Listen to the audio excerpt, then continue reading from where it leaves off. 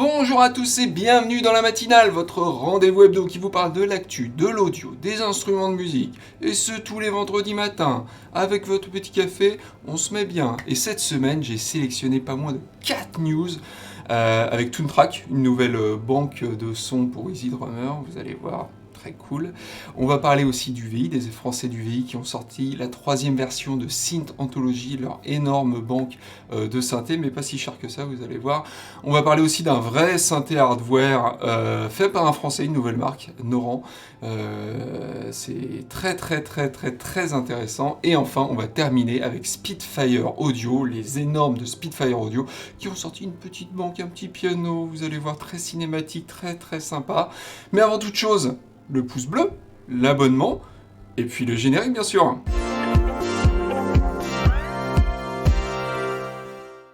Allez, on va commencer avec Toontrack qui, voilà, c'est un mois très spécial chez Toontrack et ils ont annoncé donc une nouvelle banque de sons de batterie. Je vous dis pas le style, voilà, je vous cache un petit peu c'est l'ingénieur du son qui a enregistré ça, c'est Will Putney dans son studio du New Jersey et je vais vous donner les noms des groupes qu'il a enregistrés et vous allez devoir deviner le style de musique qu'il produit. Bon, déjà à l'image, là, ça vous donne quelques indices. Alors, premier groupe, Every Time I Die, donc à chaque fois que je meurs, hein, sympa. Deuxième groupe, After the Burial, donc après l'enterrement, sympa aussi.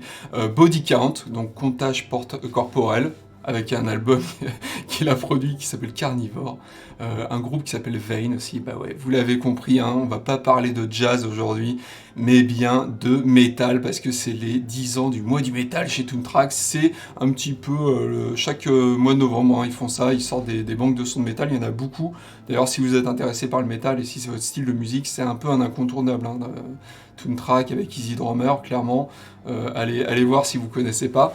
Donc là, dans quel genre de musique? Parce qu'il y a plein de genres de métal, hein, on le sait, différents. Donc là, c'est assez large quand même. Ils parlent de heavy rock jusqu'au death metal, en passant par le hardcore et le métal progressif. Bah ouais, donc il y a quand même 5 kits de batterie. Alors je vous l'ai donné, il y a 5 kits plus des grosses caisses et des caisses claires et des cymbales en supplément. Donc le premier drum kit, le premier kit de batterie, c'est une Yamaha Recording Custom 9000 et elle est décrite comme grosse et costaude.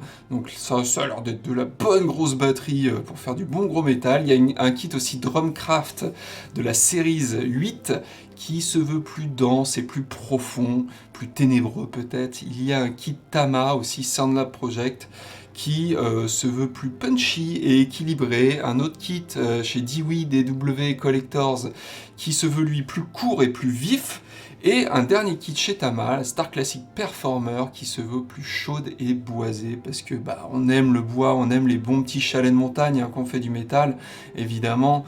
Donc bon, comme je l'ai dit, Easy Drummer, moi c'est un de mes plugins préférés, et bon, je suis pas très métal, hein, je vous l'avoue, mais je sais qu'en métal, c'est un peu les caïds quoi, du secteur. Et ils savent faire, et là, le Will Putney, il a l'air de connaître bien son affaire quand même avec les groupes qu'il a produits. Ça a l'air de sonner énorme, n'hésitez pas à voir leurs vidéos, il y a plein d'exemples audio. C'est au niveau du prix, bah, on est sur une banque Easy Drummer 2, hein, c'est-à-dire 75 €. Voilà, alors évidemment il faut Easy Drummer, on n'allez pas l'acheter comme ça sans avoir acheté Easy Drummer avant, mais vraiment Easy Drummer, allez voir le test d'ailleurs que j'ai fait avec Arnaud sur la chaîne, c'est un incontournable. Donc voilà, si vous aimez le métal, que vous n'êtes pas batteur et que vous n'avez pas de quoi enregistrer votre batterie chez vous, bah allez-y à fond, là, il n'y a pas de problème. On va passer à la deuxième news avec les Français d'UVI qui ont annoncé donc le Synth Anthology 3, donc c'est la 3e version de leur Synth Anthology. Alors qu'est-ce que c'est Synth Anthology? Eh ben c'est une banque de sons, donc basée sur du sample, hein, autour du synthé évidemment.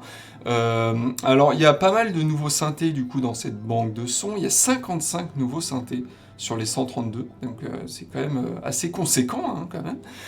Il y a des grands classiques dans les nouveaux arrivants, notamment l'ARP 2600, l'Oberheim SEM et System 100. Il y a des synthés numériques aussi, comme les Novation Peak et Casio VZ1, mais aussi ce qui est assez original et intéressant, c'est qu'il y a des synthés récents, comme le Quantum de Waldorf par exemple, le Moog One et le Sub 37.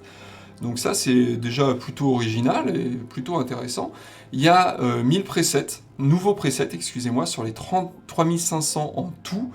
Il y a donc une section d'effets qui a été améliorée, avec notamment un égaliseur. Il y a une section arpégiateur avec des modes accords et phrases. Et le prix, bah, c'est 99 € jusqu'au 11 novembre. Après, ça repassera à 149 €. Moi, je dis, franchement, ça m'a l'air plutôt bien comme affaire, hein.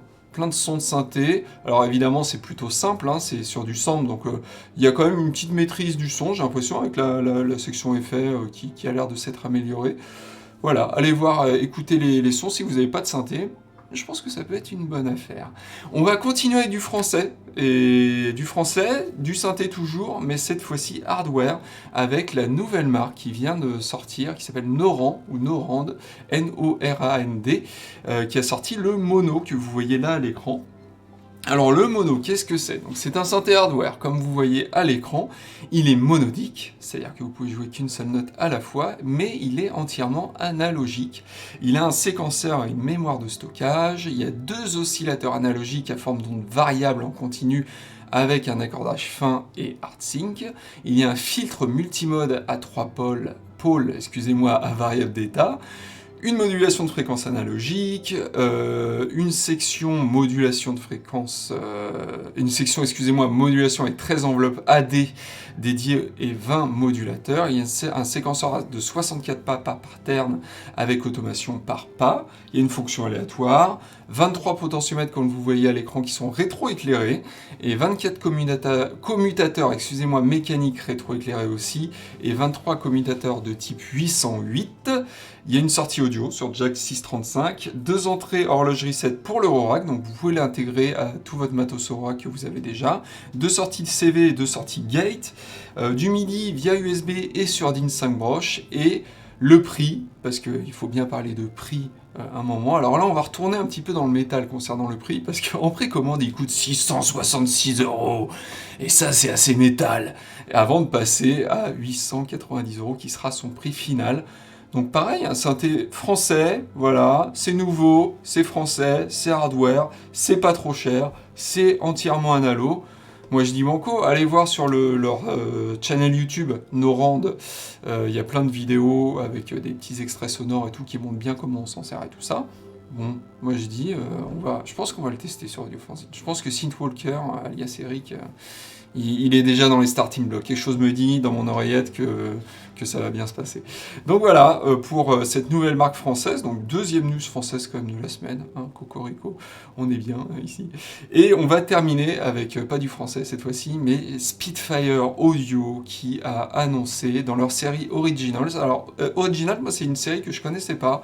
C'est Esther, alias Benchinalon, qui m'a fait découvrir ça, et ça s'annonce très très sympa, parce que la série Originals, alors pour ceux qui connaissent pas Spitfire, c'est des éditeurs donc de banques de sons, mais qui font plutôt du lourd d'habitude, c'est vraiment des cadors dans leur domaine, ils font de l'excellent travail, et le Originals, en fait, il y a un côté très petite banque de sons simple, avec peu de contrôle, comme vous voyez à l'écran, des interfaces très épurées, et vous le voyez aussi, un prix qui est de 29 €. Alors évidemment, c'est plutôt orienté musique cinématique, mais il y a beaucoup de caractères généralement dans ces banques de sons, et la Firewood Piano que je vous présente aujourd'hui déroge pas à la règle, avec un piano droit qui a un chevalet, donc c'est ce qui retient les cordes en fait sur la table d'harmonie du piano, qui est un peu fissuré, qui est un peu abîmé, et c'est ce qui fait que apparemment il crée des résonances assez uniques. Il est joué par quelqu'un de connu, c'est Jeremiah Freitz du groupe Lumineers, donc un groupe quand même très connu aussi. Il a été enregistré au Colorado Sound Studio.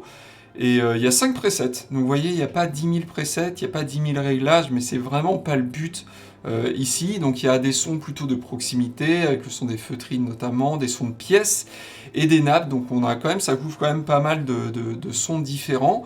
C'est compatible NKS, ça fait 7,5 Go environ. Donc c'est compatible NKS, mais il n'y a pas besoin d'avoir contact, et ça c'est quelque chose de très important, parce que généralement les banques de sons comme ça qui sont pas chères, généralement il faut avoir contact, et là c'est pas le cas en fait, ils ont leur propre plugin Spitfire, donc c'est vraiment 29 €, et il n'y a pas besoin d'acheter autre chose quoi, donc c'est vraiment pas cher. Alors oui, c'est très précis, c'est un instrument, mais n'empêche qu'il a l'air de très très bien sonner, d'être très original, et voilà, c'est un peu un one trick pony comme on dit en anglais, mais ça le fait bien, quoi. Ça le fait très très bien. Donc moi, je trouve ça très intéressant, et c'est pour ça que je voulais vous en parler cette semaine. Voilà, c'est tout pour cette matinale. J'espère que vous avez apprécié. N'hésitez pas à mettre un pouce bleu, à vous abonner aussi à la chaîne si vous aimez ce type de contenu. Aussi, dites-moi dans les commentaires ce que vous avez préféré dans ces 4 news. Et puis si vous avez peut-être vu quelque chose passer aussi dont j'ai pas parlé et que vous voulez peut-être que j'en parle aussi, ça peut m'intéresser. Moi, toutes les informations sont bonnes à prendre pour moi. En ces temps de Covid et de confinement, n'hésitez pas aussi à vérifier avec vos magasins locaux, voir s'ils n'ont pas des click and collect, voilà, histoire de les soutenir un peu, parce que c'est difficile pour tout le monde, évidemment, mais c'est difficile pour nos magasins, forcément. Donc n'hésitez pas à vous renseigner là-dessus, parce que continuez à faire de la musique, hein, continuez, voilà, profitez aussi de ce temps-là pour être chez vous, pour être bien chez vous, et pour faire toujours plus de son. Voilà, bah écoutez, je vous dis à très bientôt, à la semaine prochaine. Ciao.